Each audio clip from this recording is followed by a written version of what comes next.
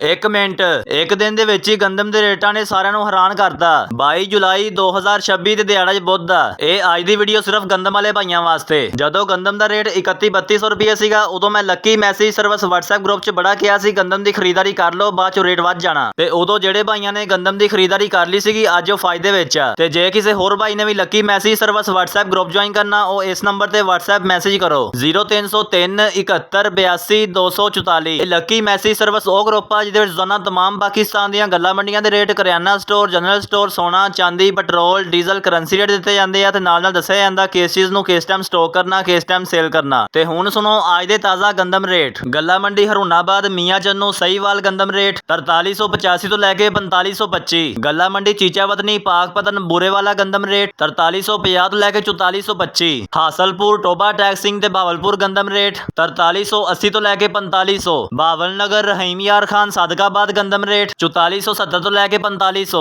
ਤੇ ਦੋਸਤੋ ਇਹ ਸੀ ਅੱਜ ਦੇ ਤਾਜ਼ਾ ਗੰਦਮ ਰੇਟ। ਬਾਕੀ ਰੋਜ਼ਾਨਾ ਦੀ ਰੇਟ ਅਪਡੇਟ ਔਰ ਤਜਜ਼ੀਆ ਰਿਪੋਰਟ ਹਾਸਲ ਕਰਨ ਵਾਸਤੇ WhatsApp ਗਰੁੱਪ 'ਚ ਆ ਜਾਓ। ਮਿਲਾਂਗੇ ਇੱਕ ਨਵੀਂ ਵੀਡੀਓ ਨਾਲ। ਅੱਲਾ ਹਾਫਿਜ਼।